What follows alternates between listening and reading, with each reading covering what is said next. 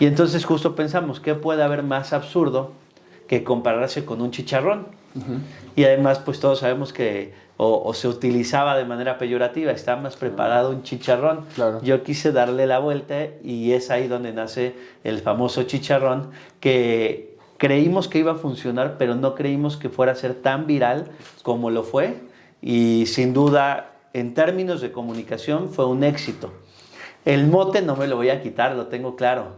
Y creo que yo mismo tengo que verlo con humor, porque de esta manera, pues me di a conocer. Claro. Me di a conocer y la verdad es que me da mucho gusto que hoy en día se me conozca, pero me va a dar mucho gusto que se me conozca a futuro por las sentencias y por el trabajo que realicemos. Pues uno, porque es un momento histórico la reforma constitucional al Poder Judicial. Es una gran oportunidad también para que llegaran perfiles nuevos, un relevo generacional incluso en la Corte, y creo que esa pluralidad se está viendo reflejada en la nueva integración. O sea, el tener el primer presidente de origen indígena en la Suprema Corte de Justicia de la Nación de este siglo. En mi caso, pues represento a el ministro de las Juventudes o el ministro Millennial, incluso me lo han estado diciendo. Pues creo yo que ese es un motivo en el cual vamos a poder ver una transformación de la Corte, y creo en el poder transformador que tiene la Constitución.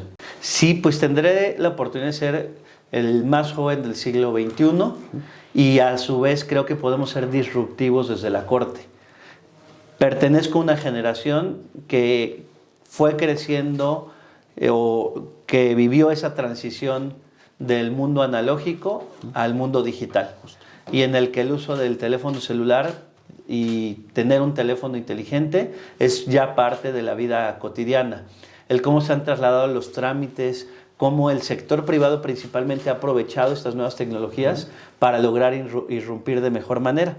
Entonces, hoy en día, pues ¿por qué no podríamos tener la justicia en un clic? Creo yo que sería uno de los grandes retos en el que, pues con inteligencia artificial, podamos empezar a innovar dentro del Poder Judicial, y creo yo que esa es la visión que puedo darle como nueva generación a la Suprema Corte de Justicia de la Nación. Pues la percepción que había hacia la Suprema Corte era una lejanía total.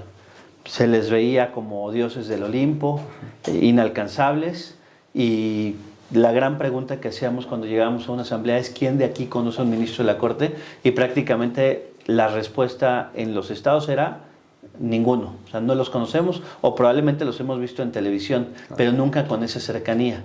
Entonces, el lograr esa cercanía con la sociedad creo que fue uno de los elementos fundamentales. La lejanía más bien en la impartición de justicia, porque muchas veces no se activa el aparato jurisdiccional por pensar que es un aparato jurisdiccional para ciertas élites, por lo costoso que puede ser el llevar un juicio y por esa percepción que se ha generado en torno al derecho. Pues hubo una gran variedad de, como coloquialmente se les llama, de acordeones, muchos incluso públicos. Sí. Vimos muchos periodistas incluso, o tiktokers, o YouTube, o personajes en YouTube, que de manera pública decían, esta es mi propuesta, o de manera coloquial decían, este es mi acordeón. Hay que decirlo, en muchos de ellos tampoco aparecía yo. Sí. Incluso un diario de circulación nacional, en primera plana, presentó un acordeón. Sí. Digo, trató de hacerlo en el libre ejercicio periodístico y presentando una crítica a los acordeones, pero queramos o no, ese tiraje de ese diario nacional pues representó el megacordeón, o el más difundido, por lo menos que se haya podido documentar. Entonces sí hay que decirlo, hubo un cúmulo o una gran combinación de posibilidades.